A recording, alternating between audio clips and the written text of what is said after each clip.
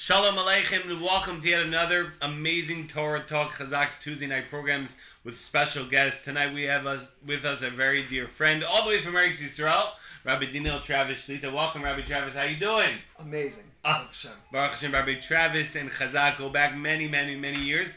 Actually, Rabbi Travis, if I'm not mistaken, grew up in Forest Hills in Queens? That's right. Wow, okay. Forest Hills, Queens, where Chazaq also more or less was born.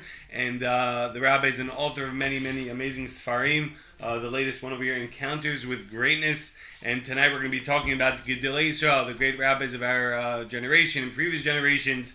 But before we get to tonight's exciting topic, Rabbi Travis, if we could get a little bit more background about yourself, the great work you're involved with. Right. For Klal Yisrael. I grew up in Forest Hills, as you said. I went to public school, Bronx High School of Science. Yeah. Wow. I was training for the Olympics, 400 meter hurdles. And Rameir Kahana came to the school. He said, "You're in the wrong school. Go to Israel." That was about 40 years ago. I listened, and I've been there ever since. Yeah. And from the day I stepped forth into yeshiva, it was clear to me that the right thing to do for me is to become a posek. Become a posek and train other poskim. And why is that? Because halacha is the way we're supposed to walk, the way you're supposed to go. And if you don't know halacha, you can't serve Hashem properly. If you don't know it in depth, then you really don't know how to function as a Jew. So it's clear. Rav Shlomo Zalman Auerbach, one of my primary teachers, taught me there's four major ways to learn Torah. Either halacha be'iyun, halacha b'kiyas, meaning in-depth halacha, or more broad halacha. Gemara be'iyun, Gemara b'kiyas, in-depth Gemara, and in-depth or more broad learning of Gemara. And he said, pick one way and go with it your whole life, and you'll be very successful. I picked in-depth halacha. Wow, amazing. And Rabbi, can you tell us a little bit more about your yeshiva, Torah Chaim? So Torah Chaim has been around for 18 years. It's called Torah Chaim because it was in a car accident. It was pronounced dead afterwards. I was crossing the street, hit by a car, thrown in the air, landed on my head, and run over by a truck, pronounced dead. Baruch Hashem, I lived through it. I went afterwards to Rav Shlomo Zalman Auerbach. I said, I had a miracle. What should I do? He said, do something and Hashem will give you bracha, give you a blessing, and you'll do it. I started learning halacha, and from learning halacha came to teaching halacha. From teaching halacha came a whole institution of Baruch Hashem. We have a big group of very talented young students today, and they're all trained to be poskim. We're trying to set up a building, and B'ezrat Hashem, we're going to be building a base medrash just for teaching poskim. We just set up a website, trainingposkim.com, and I want there to be poskim for the next generation, that every single question, no matter how hard it is, there should be a clear answer. My specialty, by the way, is Baal Tshuva Shilas, yeah? The most complicated, difficult, messy Shilas, that's what I love. Chazaq could relate to that, and Rabbi has a lot in common, the fact that Chazaq is in the forefront of saving the lives of so many public school students. That's right. And helping them find a Jewish day school, or helping them with after-school programs, Sunday school programs. And they should all know, every single boy who comes through your door should know he could be the next posek ador. Unbelievable. I started from nothing. I couldn't read a Gemara. And now, Baruch Hashem, today I'm the head of this school. Chazde Hashem. Unbelievable. That in itself is enough for the Torah Talk, Rabbi. Thank you very much. No, that's really inspiring and uplifting. But we're going to jump into the Torah Talk, which, Rabbi, as we mentioned, you are and were very close to many Gedolei, so many great rabbis of our generation, previous generations. If you were to have one unifying lesson that we can learn and apply to our lives, what would you suggest? It's a very, very hard question because there were so many of them. But I'm going to pick one very special one today. And that was, they loved every single Jew like he's your own child. Right? Every single Rav that I had a kesher with, Rav Shlomo Zalman Auerbach, Rav Brevda, Rav Sternbach, Rav Zen Nechemia Goldberg. I'll share with you a story that happened with Rav Shlomo Zalman Auerbach. We were having great difficulties my first year of marriage. I went to Rav Shlomo Zalman Auerbach, and I told him the difficulties. Difficulties of Shem Bayis, Parnasa, different... Every single thing you could think of. Yeah? Okay. And I went to the Rav, and I said, Rabbi, what should I do? And he said, Ani lo yodea, aval ani ma'od merachem alach. And he started crying. Yeah? He started crying. Translation is the Rabbi said, I don't know. I don't know what to do, but I have so much mercy for you. I have so much love for you. Yeah? Every single Rav I had treated me like I was their only son. That special kesher, that special, and this is why it's so important to have a Rav that you're close to, right? Because the Rav Shimon Shkop explains in his Sefer Ashar Yosha in the introduction. He says, what is a gadol? He says a gadol is a person. His sphere of influence is great. If your sphere of influence is only on one person, then you're a small person. If your sphere of influence is on the entire Jewish people, that's a gadol. Yeah. So they love every single Jew like they're their own child. And we should apply that message because we all know. And this, by the way, was Rav Chaim Kanievsky. That's all, yes. Rav Chaim Kanievsky's greatness was a 5-year-old kid would come in and he would treat him like the biggest Talmud Chacham Rosh Yeshiva. Unbelievable. That's something we should all take upon ourselves. Like I was saying, that the Beis Hamikdash, the temple was destroyed because of sinas chinam, because of basically hatred. So how do we bring it back? Is by having ahavat chinam, by loving all freely, just like the Gedolei Yisrael, just like the greatest rabbis of the generation. So, we know that the Chachamim, the rabbis, tell us that you should make for yourself a rabbi, and you'll have all doubt removed. Why is this such an important concept? You touched upon it a little bit, but being that you had so many great Gedolim and rabbis on your side, what do you suggest for our broad audience? How does one apply this? There's a big trend today to have a dial-in psak, which if you're stuck, that's for sure a good thing. But it's so important to have your own Rav. Why? Because psak is much deeper than just the answer to the question, just opening up the Shulchan Aruch and find the answer. Psak involves the person you're talking to, his financial situation, his shalom bayis situation, what he's all about, how he thinks, how he feels, where is he holding life, what are his difficulties. All of these things come into factor. The word psak comes from the word cut, right? Whenever you learn any sugi in Shas, whenever you learn any piece of Gemara, right, there's always going to be a line. Where can you be? On this end of the line is mutter, and this line is asur. This is forbidden, and this is permitted. A psak is getting to that line, exact line, to know where it is. The more talented, the more erudite the person is, the more that line will be to be lenient, right? Now, that's not to say that you should always be lenient, right? But you have to know that line, because if a person is in a case of great need, then it's a mitzvah to be lenient for that person, assuming that the halacha permits that. Yeah, I'll just give you an example. There was a question that came to me when I was very young, and I spoke to a certain Rav, and he was machmer. I related this psak to the person who was involved. They almost killed himself. Wow. I later went to Rav David Feinstein, and he said that was a big mistake. In such a situation, you rely on the lenient opinion. I once had a question with Rav David Feinstein. It was one of my students. He was very, very shy, and he was having trouble getting married. I was sent to a certain psychologist that Rabbi Yasher sent me to. The psychologist told me 15 years of psychology maybe will help him. 6 months of karate will for sure help him. Yeah, it'll make him more assertive and outgoing. I went to Rav David Feinstein. I asked him, is it mutter to do karate? He said, only pikuach nefesh.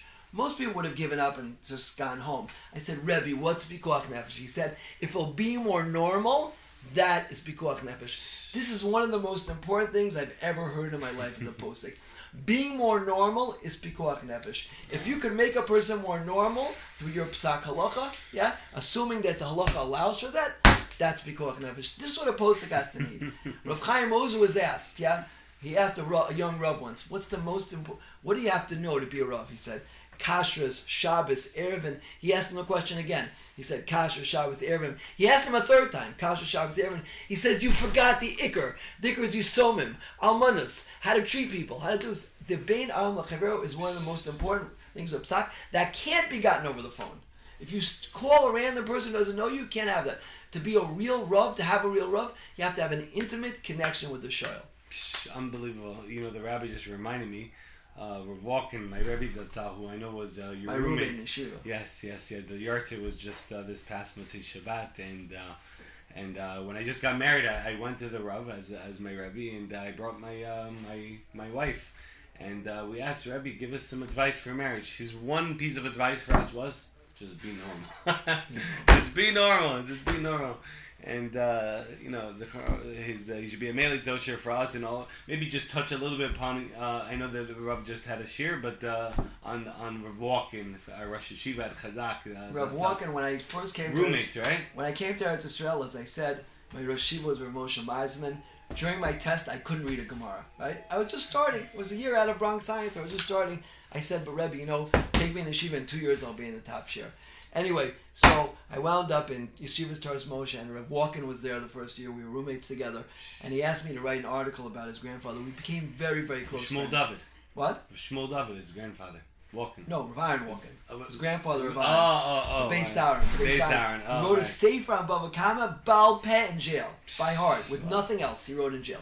Yeah, we became very, very close friends. One thing I could really say about Aaron, which I said about all of these other Gedolim, his Avos Yisrael, Yisrael. 100%. Whenever I Definitely. would speak to him, I had many Bukhari and Talmidim. He would say, Rav Daniel, you have to know what he's going through, how difficult it is. We have to give to them. You have to be strengthen them. You have to do everything you can for these people because they're so l'shem shamayim. They're so pure. They want really the truth. It's 100% true. That's why it's a gold mine over here in Queens, and I tell colleagues of the Jewish people all over the world that in Queens we have 10,000 Jewish kids that are in public schools. And now these kids that are in public school, they're not against Yiddishkeit Judaism. They're not against Torah. They just don't know any better. I once asked Rav Noach Weinberg, I said, what's your secret? Of Eish Torah, what's your secret? He said, I look at every kid with earrings and long hair as the next Gadol Hador. Wow, that is really, really inspiring. Every single person has potential for greatness, and you're proof of that. I'm saying, Baruch Hashem, Chazé Hashem, just going to Eretz Yisrael and learning and growing, that's unbelievable. So, Rabbi, really enjoying every single second of this, but if I would, our custom over here, our minhag of Torah Talks is that we leave the Rabbi with one final message, one final thought that you can leave for our broad audience. Rabbi. So I mentioned my goal in life, my raison d'etre, is to train. I forgot to mention, and the Rabbi didn't mention this, Baruch Hashem, this is one of over 30 books that the Rabbi has published. Just very inspiring. Just as I said, we're building a base medrash for B'ezras Hashem for poskim and Klal Yisrael. That's my raison d'etre, to have a base medrash to train poskim who understand people, in especially especially Americans. One Israeli rabbi told me, he says, I don't understand Americans. They're crazy. I said, they're crazy, but you need to have halachas for people who are American, But my other major desire in life, and I've given thousands of shirim on that, right, is to show the world that nothing bad ever happens, right? Nothing Kol bad. Mad the Avid Rahman the Tava. Everything's for the best. Everything Hashem does good. I've given thousands of shirim on that. I wrote a novel about it. It's called Yedidya. Yedidya. And number 2 is coming out soon. It's about a young boy who goes through terrible experiences, and he uses with the Torah teachings in order to. That's Yedidya 1. Yedidya 2 is coming out soon, right? I just want to leave you with a message for Pesach. Wait, but before we get to the Pesach, one message about everything being for the best. One thought, one chizuk of all the lectures that you gave. If there would be one that sticks out. It's the most important halacha in Shulchan Aruch. There's thousands and thousands of halacha in Shulchan Aruch. But you can look Siman Reish Lamed, Siv Hey and Orach Chaim, 230 halacha 5. Right? It says there as halacha, Kol Ma David Rahman Latova. But a person should say that many times every day. Right? I met Rav Shimon Galoy once on the beach. I said, Rebbe. I was just with him. Right? I said, Rebbe, right? How do you? That's easy to say, but how do you feel it? He said, know that everything Hashem does is an infinite kindness. Hashem handcrafts everything. When I was hit by that car, that was the best day of my life. Even though I was pronounced dead. Why? Because of that, 30 Sfarim came out. Because of that, Torah Chaim. You know what it's named after? Not Rav Chaim Brisker. It's named after me because I'm alive. Wow. Because of that, I have a base medrash. I have the Sfarim. I have the Shir today. Right? We have to know. The Zohar says the things which lefi rova choshech rova or. The worse it looks, the more Hakadosh Baruch Hu has hidden there the tremendous potential. Everybody out there is suffering in marriage, with parnasa, with health, with children. You should know. Buried in those difficulties is tremendous chesed of Hashem potential to grow and to understand and become a better person and become deeper and deeper. If you live your life like that, it says, Rav Nachman in Lakuti Maran, he says you're living in Olam Haba. Like we say in Shema every day, Ki Yamei Hashemayim al Haaretz, means like the days of heaven on earth. You could live Olam Haba in this world if you just realize everything Hashem does is good. And that's the message of Pesach. The Rambam says, Matchil b'ganus u'masayim b'shvach. You begin with the bad and end with the good. We were slaves in Egypt, right? It was terrible. Slavery, death, destruction, Holocaust. Hashem took us out and freed us and showed us it's all good. The Pesach Seder is a prototype for the whole year. That everything that bad happens, eventually Hashem turns it into good. If you're patient and you understand, you have Amunah Hashem. V'yaminu b'Hashem Moshe Avdo. If you have the proper Amunah, you'll see. Rav Wolbe taught me. He said every Jew has to write a Megillah. You write your own Megillah. Write your story down and you'll see. If you trace it from the beginning to the end, you'll see it's a happy ending. What's the person's reaction or behavior? How is one supposed to act when he's going through these difficulties? You just have to hold on. I'll tell you, I got here on Wednesday. Thursday, every single thing could go wrong. I missed my plane, and then this happened, and the next plane got delayed, and then I was in an Uber, the engine blew up, and then So were you dancing during all this? And then I got locked out of the house I was staying. It was pouring rain, and and then like I want to just go to sleep. I couldn't fall asleep. I had jet lag. I was like, Hashem, I'm just holding on tight, and I've given 2,000 shirim on this, yeah, and I still felt so upset. I just kept saying over and over again. Everything's for the best. And you're allowed to get upset. It's human. Hashem knows we're human. But if you hold on tight, the Zohar says Hashem brings us difficulties. Rechima shlema. He wants true love. He's testing us if we really love him. If you show at that moment they really love, like one time. Hold on tight. My wife once woke me up at midnight. She said, "I need some drugs on the pharmacy." I said, "But I'm sleeping." She said, "But I need the drugs." I got up. I went. I got the medicine. Brought it back. My wife said, "I see you really love me." Yeah? That's what Hashem's doing. When Hashem's testing us, we have to know. And it's You're comparing your wife to God. No, I'm comparing God to wife. Yeah. But the point is like this. I have the best wife. She's from Rio de Janeiro. Shout out to the wives, okay. Yeah. Or else I would be a New Yorker. Yeah. But the point is like this. The point is that Hashem has infinite love for us. Yeah. And He wants us to express it. He wants us to express it. We express it by holding on during those times. You don't have to be happy. Something bad happens, you don't have to be singing and dancing. But you have to hold on tight and just believe. V'yaminu b'Hashem u'moshe. Believe in Hashem, and Hashem will help you. Amen. What a powerful message, Rabbi Danilo Travis Shalita, Yeshivas Torah Chaim. Check out all the Sfarim. We are building a base medrash. Yes, please help out. Everybody should get involved with building Torah to Israel. TrainingPostgame.com. You can join with us today. TrainingPostgame.com. Rabbi Danilo Travis, thank you very, very much for those words of inspiration, words of chizuk.